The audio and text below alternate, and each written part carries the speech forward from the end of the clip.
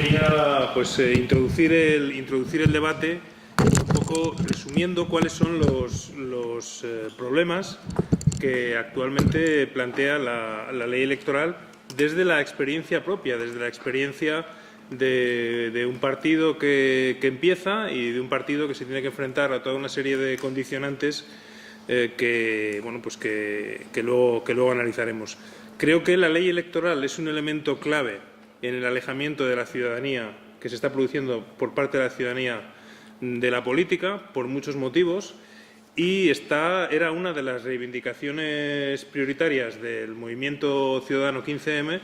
Desgraciadamente, se habló mucho de la ley electoral durante aquellas movilizaciones, pero una vez pasadas las elecciones, ya el debate bajó mucho de nivel, ¿no? La ley electoral es aquello de lo que se habla antes de cada convocatoria electoral para luego no hacer nada, porque como la propia ley electoral condiciona tanto la composición de las instituciones, pues finalmente resulta muy difícil que se cambie, ¿no? En concreto, para nosotros tuvo una primera consecuencia directa, y es que Equo en solitario consiguió 215.000 votos y esto hubiera supuesto, con una ley proporcional, hubiera supuesto tres diputados, ¿no? Pero no es solo el hecho de la representación parlamentaria, sino que además algo que la gente desconoce, por ejemplo, es que si no consigues representación parlamentaria, por ejemplo, los votos que tú has conseguido no reciben el dinero que los otros votos de los otros partidos sí reciben. Es decir, creo que son 0,40 y pico euros, me parece recordar, por voto, no estoy seguro de la cifra, pero en todo caso, si no pasas la barrera de la representación, no tienes absolutamente ninguna financiación. Eso ya es una diferencia relevante, puesto que de alguna manera, además, yo creo que es inconstitucional, por lo que viene a representar es que no vale lo mismo el voto de la persona que vota, cuyo voto no llega al Parlamento, que la que sí llega, ¿no? Y esto incide, además, este concepto, el hecho de que esté sin la legislación, tiene que ver con uno de los obstáculos a los que nos enfrentamos constantemente, que es el famoso tema del voto útil, ¿no? Es decir, ¿para qué te voy a votar a ti? El voto que no llega al Parlamento no sirve, y no sirve al ciudadano, y por lo tanto tampoco sirve a la sociedad, y por lo tanto esos partidos directamente no van a recibir ningún tipo de apoyo económico. Tiene otros condicionantes. Si no estás en el Parlamento, tu visibilidad es muy pequeña, es muy difícil tener acceso a los medios de comunicación, etcétera. Entonces, bueno, yo creo que hay un elemento por el que, desde mi punto de vista, hay que empezar, que es un elemento mínimo de mínimos que yo creo que desgraciadamente sería fácilmente consensuable, pero no hay manera de que los grandes partidos lo acepten, y alguno de los que tiene buena representación o buenas expectativas en las encuestas, pues ahora ya empieza a apoyarlo, pero menos, que es el tema de la barrera del 5% que establece la legislación y que impide entrar en la mayor parte de las instituciones españolas, ayuntamientos, en la mayor parte de las comunidades autónomas, etcétera, etcétera, si no alcanzas esa barrera del 5%. Claro, esto ya nos da una idea de hasta qué punto se están dejando fuera, ni siquiera diría minorías, porque un 5% del voto es una cantidad muy relevante, ¿no? De hecho, Izquierda Unida antes de las últimas elecciones, pues estaba más o menos en ese índice de voto, ¿no? Y por lo tanto, realmente llegar al 5% pues es relevante, ¿no? Claro, todo esto pues es lo que está haciendo que el régimen bipartidista en el que estamos instalados pues se perpetúe, ¿no? Es una especie de oligopolio o duopolio político, en el cual pues dos grandes partidos, el PSOE y el PP, gobiernan, se van alternando en el gobierno sin que haya demasiados cambios, y mucho más cuando la mayoría digamos, que obtiene estos partidos es absoluta, ¿no? Como estamos sufriendo ahora mismo, ¿no? Entonces, la modificación de la ley electoral yo creo que es el primer paso para eso que hemos dado en llamar un proceso constituyente. Es decir, muchas personas, muchos ciudadanos y ciudadanas, organizaciones, hemos llegado a la conclusión de que el actual marco constitucional en el que nos dotamos en el año 78 pues se nos ha quedado obsoleto y ya no sirve. Ese marco constitucional, entre otras cosas, favorecía muy claramente la consolidación de las grandes mayorías, ¿no? Y favorecía mucho lo que se ha dado en llamar la gobernabilidad, es decir, que un partido pudiera fácilmente gobernar, ¿no? Con lo cual, pues prácticamente a lo largo de toda la democracia española ha gobernado uno u otro partido solamente con apoyos puntuales cuando los ha necesitado de partidos de carácter nacionalista, ¿no? Bien, este modelo que nos ha traído hasta aquí, sin embargo, muestra síntomas evidentes de agotamiento. La sociedad ya no aguanta más esta situación y hay necesidad de cambio, hay necesidad de cambiar y necesidad de abrir un proceso constituyente. Para que ese proceso constituyente tenga contenido, lo primero que habría que hacer sería llegar a unas Cortes Constituyentes y para eso, indudablemente, debería previamente realizarse una reforma electoral, porque si no, pues vamos hacia la repetición de las mayorías en las que estamos inmersos. Bien, es verdad que las encuestas van indicando progresivamente dos hechos. Uno, el alejamiento de las personas de las urnas. Es decir, las encuestas en este momento muestran que el número de personas que dice que va a ir a votar, pues está rondando el 50%. Es decir, la mitad de los españoles en este momento manifiestan un desinterés por la democracia, un alejamiento de la democracia porque se ven impedidos a cambiar nada o ven que lo que pueden hacer no sirve de nada. Y yo creo que esto está, sin lugar a dudas, muy relacionado con la ley electoral. Y el segundo elemento que muestran, que ese sí es más esperanzador, es una bajada progresiva, paulatina, pero continuada, de la intención de voto a los grandes partidos. En este momento, la intención de voto a los grandes partidos alcanza escasamente el 50%, por lo tanto está en los niveles más bajos, yo creo, de la historia de la democracia española. Este es un dato que sí que creo que es muy relevante y los dos en su conjunto, pues efectivamente, vienen a ser una muestra clara de que la sociedad reclama un cambio en la ley electoral, ¿no? Sin embargo, debo decir que todo este sistema lleva finalmente al bipartidismo, pero no es solamente la ley electoral lo que nos lleva ahí. Es decir, hay toda una serie de pasos o de obstáculos que el sistema va situando a lo largo del camino para evitar pues la entrada de nuevas fuerzas y la entrada de diversidad política, ¿no? Al final yo creo que uno de los debates de todo esto es un debate entre diversidad y grandes mayorías. Lo que se utiliza de manera bastante abusiva, yo creo, es el argumento de que, claro, es que si hay muchos partidos, pues el país sería difícilmente gobernable, ¿no? Lo cual está muy lejos de la realidad, porque en nuestro entorno europeo, pues la diversidad de partidos que forman gobiernos, es decir, ya hay muy pocos países europeos, si es que hay alguno, no me viene ninguno a la cabeza, cuyos gobiernos no sean gobiernos de coalición.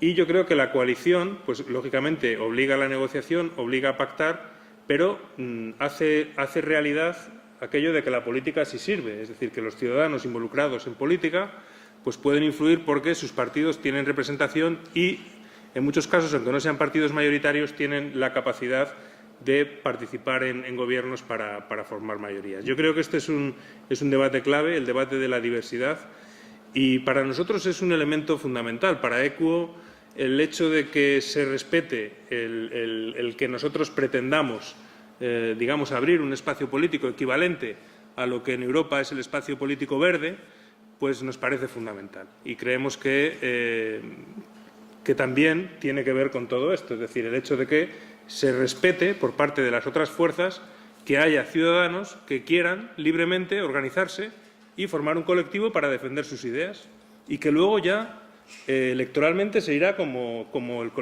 se quiera ir, ¿no?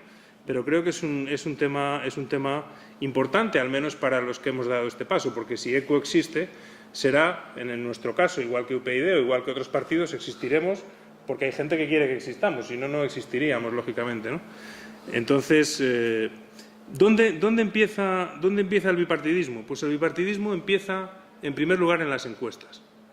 Es decir, las encuestas están hechas de tal manera que favorecen a los grandes partidos y eliminan a aquellos partidos que no tienen representación, con lo cual, para un partido nuevo o un partido pequeño, es muy difícil nunca llegar a nada porque nunca eres una opción de voto.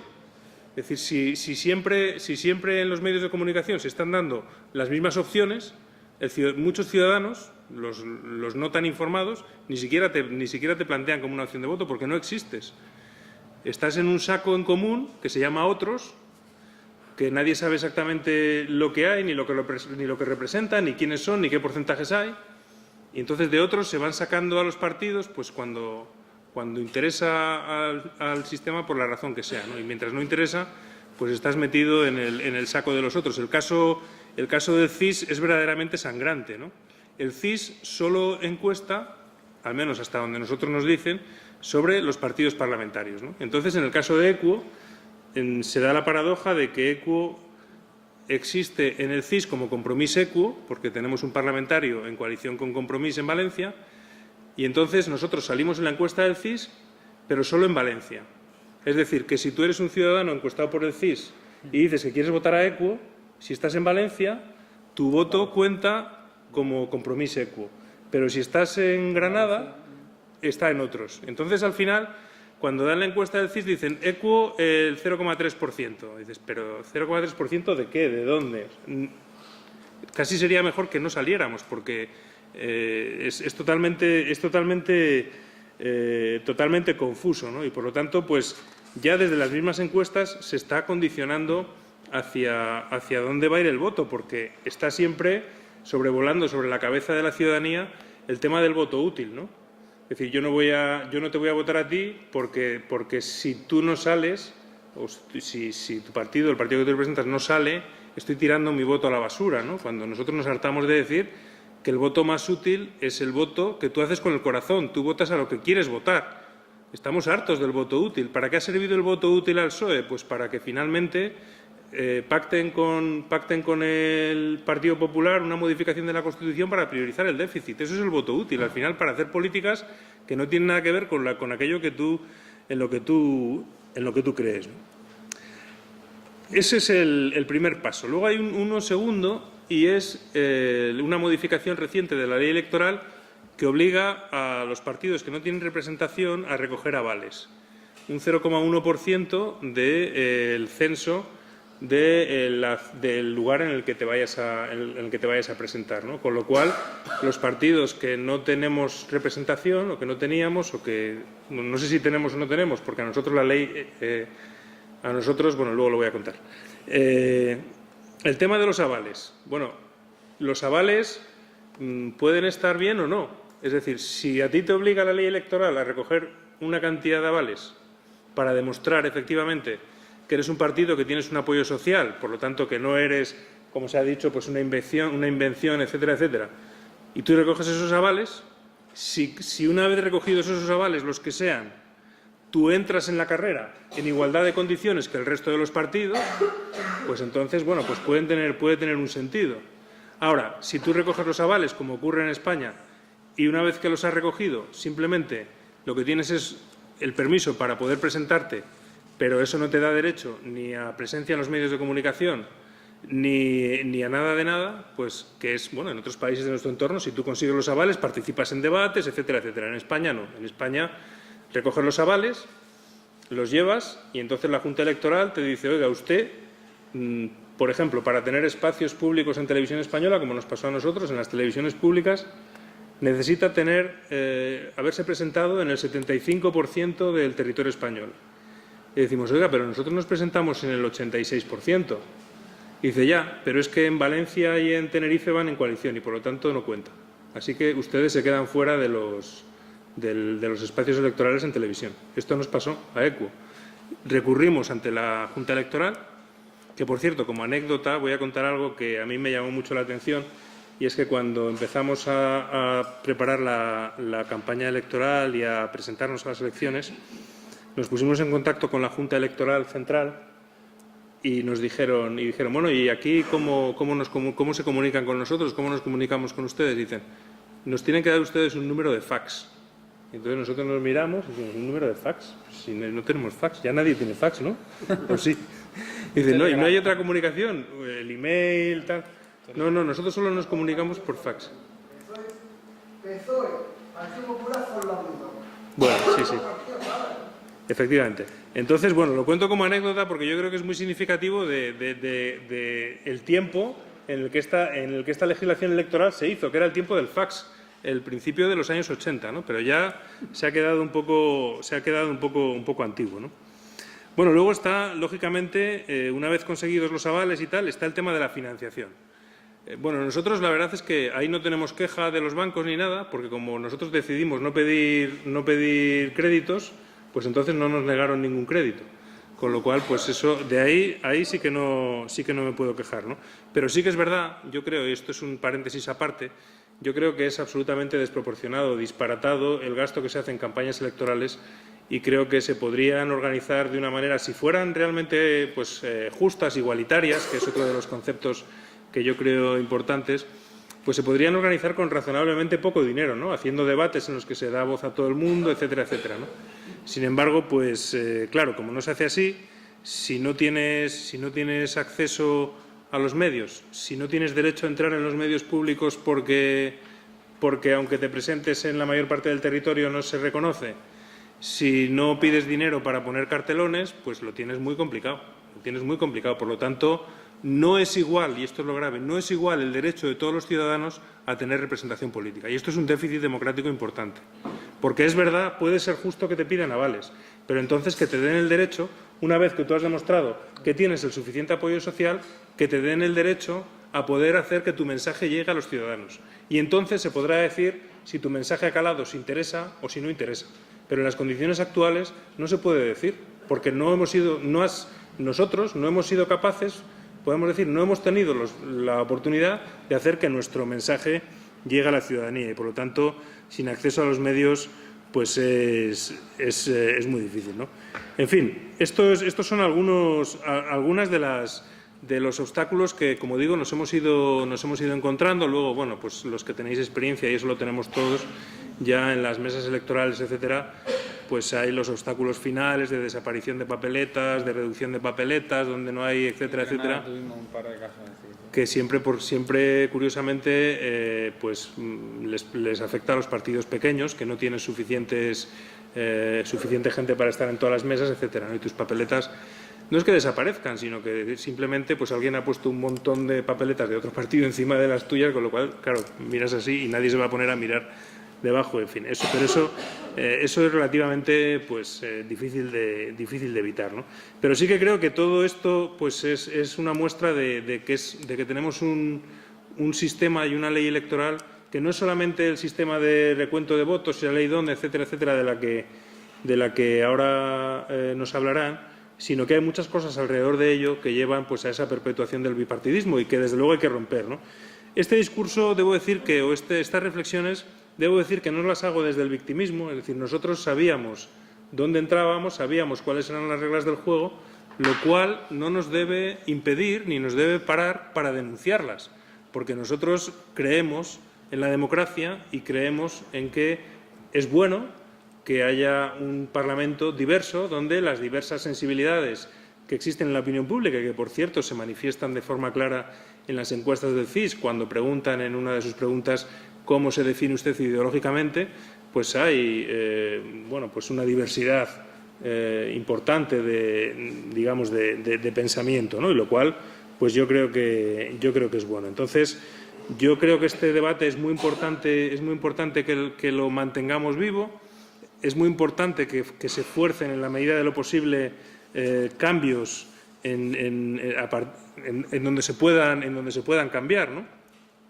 Donde haya esa posibilidad por partidos que realmente apoyan el cambio y tienen representación, ¿no? Porque es la única manera en la cual vamos a conseguir de verdad que los ciudadanos vuelvan a acercarse a la política, vuelvan a acercarse a partidos que a lo mejor pues no son grandes partidos, no son grandes maquinarias, pero que dan muy poca opción al ciudadano de participar.